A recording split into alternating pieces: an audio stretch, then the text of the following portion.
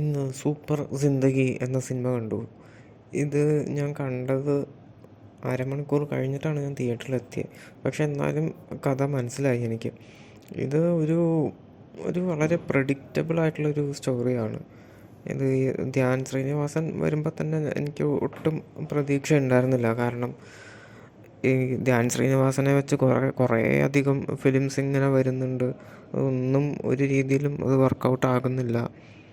അതിൻ്റെ ബിസിനസ് എന്താണ്, ആ സിനിമകളുടെയൊക്കെ ബിസിനസ് എങ്ങനെ അത് സക്സസ് ആക്കുന്നു, അതോ അതുപോലെ കള്ളപ്പണം വെളുപ്പിക്കുന്ന പരിപാടിയാണോ, ഇതൊന്നും എനിക്കറിയില്ല. പക്ഷേ ഈ ഫിലിം ഞാൻ അങ്ങനത്തെയൊക്കെ തന്നെയാണ്, ഒരു അപ്രോച്ചാണ് ഞാൻ എടുത്തത്. പക്ഷേ എന്തോ മുകേഷിനെ കണ്ടപ്പോൾ എനിക്ക് തോന്നി ഇതിനകത്ത് കുറച്ചെന്തെങ്കിലും നല്ലതുണ്ടാവുമെന്ന് തോന്നി.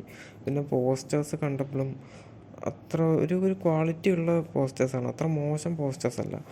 ഇതൊക്കെ കണ്ട് ഞാൻ കണ്ടപ്പോൾ ഈ സിനിമ എന്നാലും വലിയ പ്രതീക്ഷയില്ലാതെയാണ് കണ്ടത്. അപ്പോൾ എനിക്ക് കുഴപ്പമില്ലാതെ തോന്നി.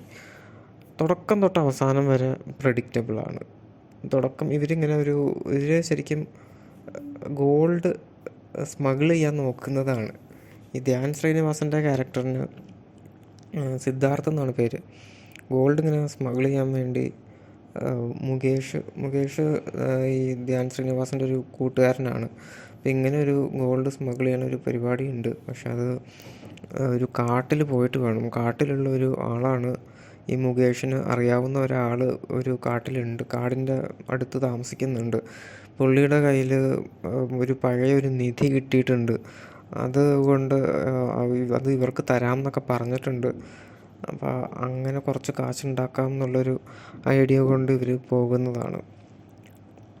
എനിക്കത് കുറച്ച് കഴിയുമ്പോഴത്തേക്കും നമുക്കെല്ലാം മനസ്സിലാവും. ഇനിയിപ്പോൾ ഇതിങ്ങനെ സംഭവിക്കും, ഇനിയിപ്പോൾ ഇങ്ങനത്തെ ഒരു സംഗതി കാണും, ഇങ്ങനെ രീതിയിൽ പ്രഡിക്റ്റബിളായിട്ട് ഇങ്ങനെ പോകുന്നു. പക്ഷെ എന്നാലും അത് തരക്കേടില്ലാത്ത രീതിയിൽ ചെയ്തിട്ടുണ്ട്. കോമഡിയാണ് മെയിൻ. അതും മുകേഷും പിന്നെ ജോണി ആൻ്റണി, പിന്നെ സുരേഷ് കൃഷ്ണ, ഇങ്ങനെ കുറേ പേരാണ് കോമഡികളിങ്ങനെ കൊണ്ടുപോകുന്നത്. എന്നാൽ കുറച്ചും കൂടെ കോമഡി വരായിരുന്നു എന്ന് തോന്നി. കുറേ ഭാഗത്തൊന്നും കോമഡി അത്ര പോരാ. കുറേ കൂടെ ഒക്കെ ഒന്ന് ചിരിക്കാനുള്ള സംഗതികൾ ഉണ്ടാക്കാമായിരുന്നു. ധ്യാൻ ശ്രീനിവാസൻ അങ്ങനെ പ്രത്യേകിച്ചൊന്നും ചെയ്യാനില്ല. പുള്ളി സ്ഥിരം ചെയ്യുന്ന റോളുകളൊക്കെ തന്നെ. പിന്നെ ഇതിൽ കണ്ടപ്പോൾ ധ്യാൻ ശ്രീനിവാസന് കുറച്ചും കൂടെ ഒരു തടി വെച്ച പോലെ തോന്നി. പെട്ടെന്ന് കാണുമ്പോൾ നിവിൻ പോളിയെ പോലെ തോന്നുന്നുണ്ട്. അതുപോലെ ഇങ്ങനെ ഒരു ബൾക്കി ആയിട്ട് ഇങ്ങനെ വരുന്നുണ്ട്. അതുമാത്രമേ ഒരു പ്രശ്നം തോന്നിയുള്ളൂ. പിന്നെ ഇതിനകത്ത് അവസാനം ഫൈറ്റൊക്കെ ഉണ്ട്. അത് ഒട്ടും പ്രതീക്ഷിച്ചില്ല. ഞാൻ വിചാരിച്ചില്ല ഒരു ഫൈറ്റൊക്കെ അതിനകത്ത് ഉണ്ടാവും. ഫൈറ്റൊക്കെ നല്ല രീതിയിൽ ചെയ്തിട്ടുണ്ട്. മൊത്തത്തിലൊരു വൺ ടൈം വാച്ചബിൾ, അത്രേ പറയാനുള്ളൂ.